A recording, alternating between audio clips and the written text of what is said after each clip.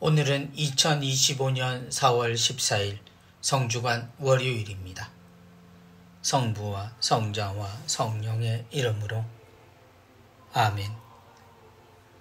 요한이 전한 거룩한 복음입니다. 예수님께서는 파스카 축제 엿새 전에 베타니아로 가셨다.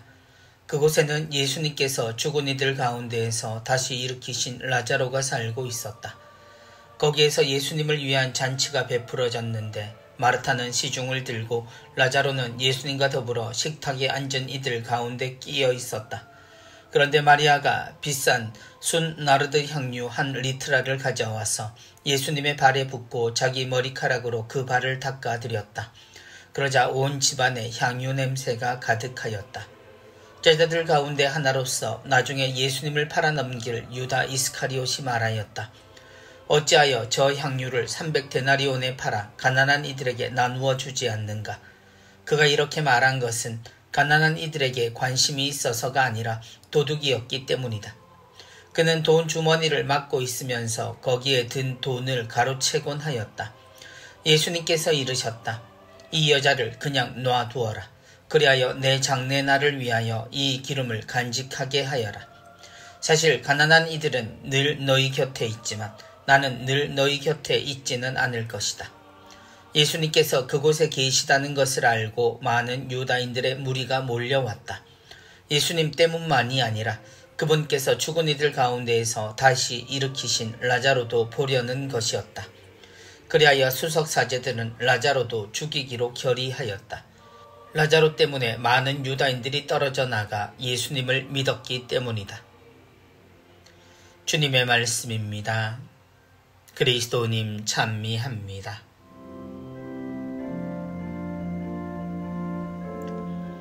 가난한 이들은 늘 너희 곁에 있지만 나는 늘 너희 곁에 있지는 않을 것이다.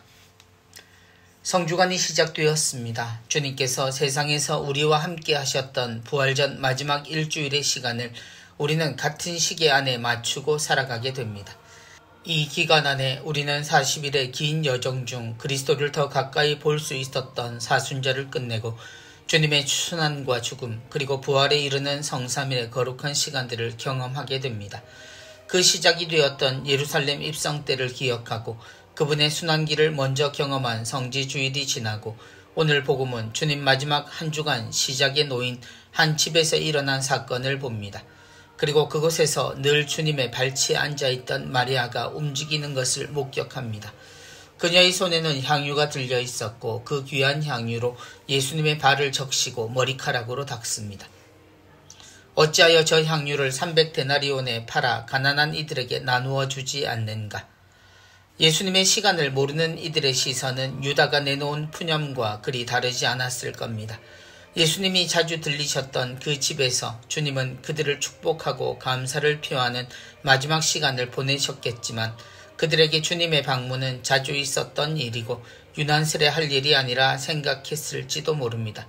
그리고 그 향유는 예수님과 그 남매들의 친밀도를 나타내는 정도였을지도 또 처음으로 예수님이 물질적인 가치로 눈에 들어오는 장면이 될지도 모릅니다. 가난한 이들은 늘 너희 곁에 있지만 예수님이 우리에게 보여주신 가치에 대해 우리는 가난이라는 가치를 떠올립니다. 우선순위에서 가난한 이들을 먼저 돌보는 것은 예수님에게서 우리에게 전해진 실천하는 신앙, 곧 사회교리의 첫머리에 존재하는 가르침입니다. 그러나 주님에게 주어진 이 향유는 우선순위의 의미로 볼 이유가 없습니다.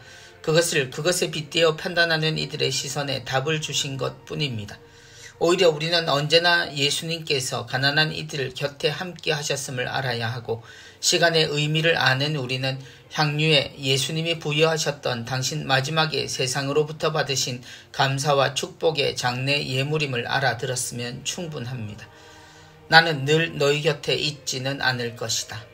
성주간, 주님의 공생활의 넓은 의미가 아닌 주님에게 일어난 시간 안에서 실제 의미로 이해하고 바라보아도 좋겠습니다.